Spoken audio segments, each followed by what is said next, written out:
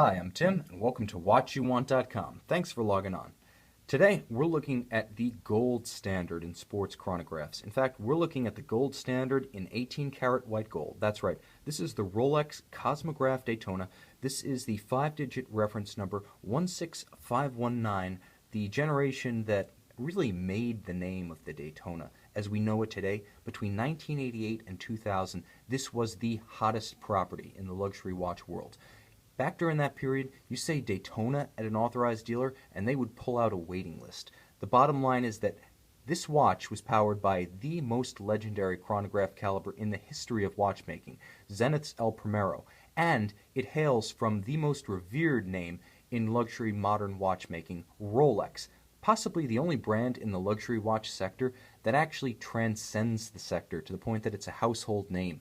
Globally, universally coveted, it's something that's like Coca-Cola or Disney, Lexus or Rolls-Royce. You almost don't even have to be familiar with the products to be familiar with the connotation of the name. The best, the top of the line, the pace setter. And when you combine those two legends and my foot kicking the camera, you get an unparalleled combination of high-performance machinery and a gorgeous, classic sports chronograph aesthetic.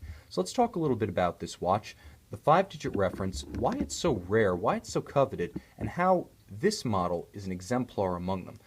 The first thing you need to know is that Zenith's El Primero was the first fully integrated automatic winding chronograph, period, in 1969.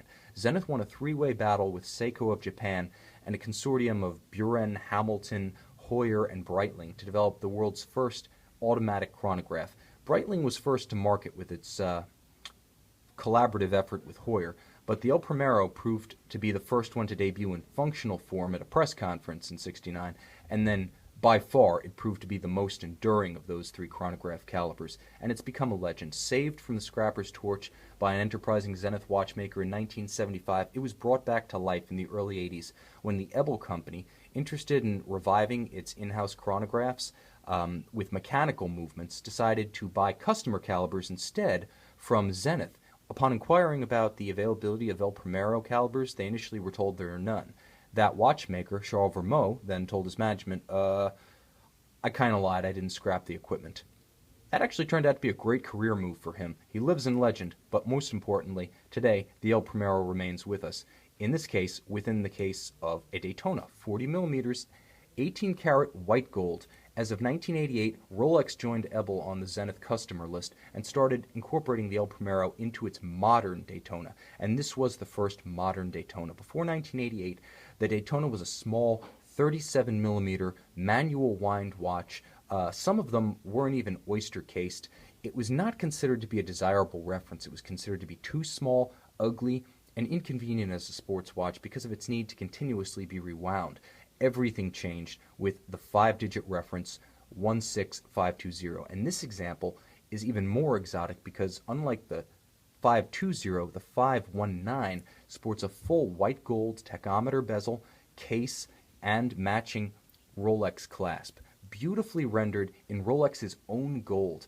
Even that is one of the watch's key selling points because in its day, this was the only white gold chronograph that could boast a solid straight-through gold. That is, if scratched, you don't see yellow underneath. It never needs to be rhodium coated. Because Rolex controlled its entire process and smelted its own gold, it was able to create a high platinum alloy that features white gold that is straight-through white, never needs to be replated, the purest and finest grade. White gold does not get any better than this. And because this is the gold standard in chronographs, we have to talk about the chronograph movement. Besides its history, the Zenith El Primero is an absolute tank. The toughest, the most reliable, proven over more than 40 years in continuous service. The one difference here is that Rolex hot-rodded the movement to its own standards.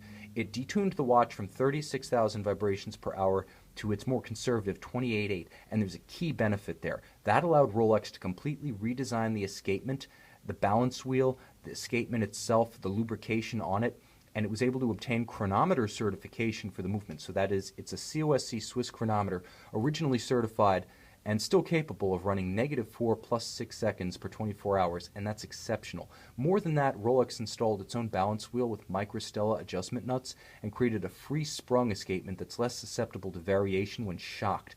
Realizing that this is a motorsports chronograph after all, Rolex legitimately reasoned that it had to be a bit hardier than Zenith's standard fare, as tough as that was. Finally, the ability to lubricate the movement with conventional lubricants means that you don't have to find an exotic El Primero specialty house to have the watch serviced. Any watchmaker who can lubricate and clean a 28.8 Rolex can lubricate and clean and regulate this watch without the exotic vapor deposited lubricants that are necessary for the 5 Hz high beat Zenith El Primero as installed by Zenith. So Rolex really did its homework in raising this watch to Rolex standards, and again, with the newest of these references, this one was made roughly 1998, but with the newest of these watches dating back to 2000, that longevity is going to pay dividends for decades to come for future owners. Now this model, as I stated, is the last of the tritium dials. That means that the indexes and the hands have begun to form a very delicate patina, as tritium will do over time. 1998, or the A series, was the last year that the tritium dials were featured, and having that T Swiss-made T at 6 o'clock is still a little thrilling mark of distinction for Rolex fans, because it was the end of the era, and it was a little bit of a romantic symbol of bygone times, a throwback to the heyday of the tool watches, the Submariner and the Sea Dweller and the Milgauss and others, and road racing in the 60s at Daytona Beach. There's a little bit of that romance inherent in this watch, and again, because this is a motorsports chronograph, and it is the official winner's gift to the victors at the annual 24 Hours of Daytona sports car race, if you're a motorsports fan, it doesn't get any better than this watch. Classically styled with concentrically circular, contrasting metallic subdials, a white lacquered dial with extensive Arabic applied white gold numerals. Everything that you're seeing here is either white gold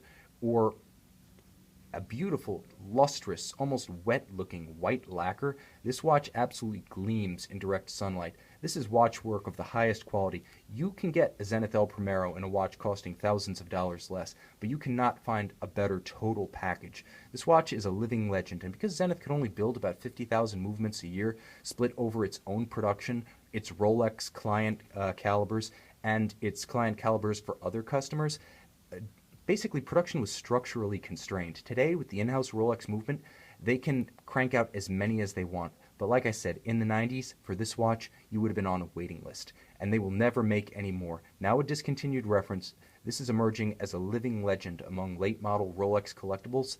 Available with an original Rolex presentation box in outstanding condition, check out this Rolex Cosmograph Daytona 16519 on our website, watchyouwant.com. If you're into history, Rolex, you know a little bit about watchmaking, and heck, it doesn't hurt to like cars, this just might be the watch you want.